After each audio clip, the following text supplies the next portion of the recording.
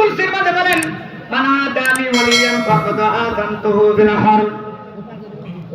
যারা আল্লাহর ওলিদের সাথে আল্লাহর বন্ধুদের সাথে দুশমনি করে আমার আল্লাহ তাদের বিরুদ্ধে যুদ্ধ ঘোষণা করে। এই তোমার বাইরে মুরব্বি আব্বাজির আমার খাওয়া করবে না তো মার দোয়ার ফসল, এমন অনেকে তোর মার দোয়ার ফসল সারে সারে মাটি পর্যন্ত রাস্তাতে গেলে মাটি পর্যন্ত তারে তাজিম করে। এই তোমার বাইরে আমার এইবার পিতৃরাজে ঘোষণা করে দিল, পিতৃরাজের কাছে খবর চলে গেল, হুজুর সব বনাশ হয়ে গেছে, সব বনাশ হয়ে গেছে। কি হয়েছে?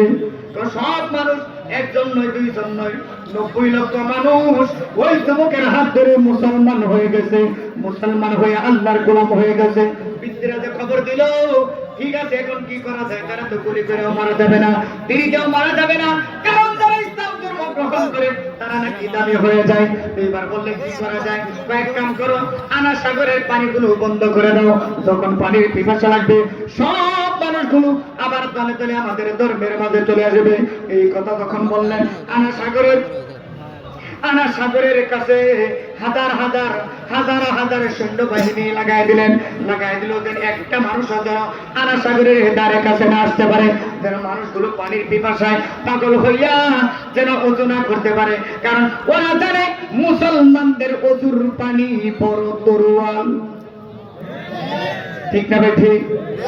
কারণ মুসলমানরা যদি ওযু করে ফেলে মুসলমানদের সাথে আর লড়াই করা সম্ভব না, মুসলমানদের সাথে ক্ষমতা দেখানো চলবে না। কারণ ওযুর পানি এত দাম।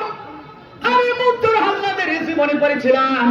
মুনসুর হাল্লাদের যখন মুনাফিকরা গ্রেফতার করলেন, গ্রেফতার করে যখন জেলখানার ভিতরে রাখলেন, জেলখানার ভিতরে যখন রাখছে, হঠাৎ করে সৈন্যবাহিনীরা যারা মুনসুর হাল্লাদের পাহারা দেয় হঠাৎ করে তাকায় দেখে মুনসুর হাল্লা জেলখানার ভিতরে নাই।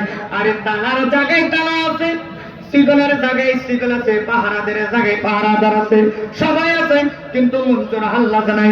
এবারে ডাকতে যায়, কয় ও বাদশা, মুনসুর হাল্লা তো জেলখানার ভিতরে নাই, ও গেল কোথায়? কোথায় জানি চলে গেল। এবার আয়েশা দেখে জেলখানার ভিতরে মুনসুর হাল্লা বসে রয়েছে।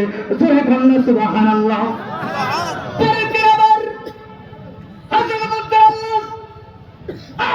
পরের দিন যখন জেলখানার ভিতরে পাহারাদাররা পাহারা দেয়, এইবার তাকায় দেখে জেলখানার ভিতরে মুনসুর হাল্লাও নাই, জেলখানাও নাই।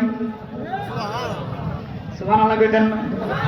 জেলখানাও নাই, মুনসুর হাল্লাও নাই। আয়েশা থেকে কিরে ব্যাপারটা কিরে কি হয়ে গেল? জেলখানা কোথায় গেল?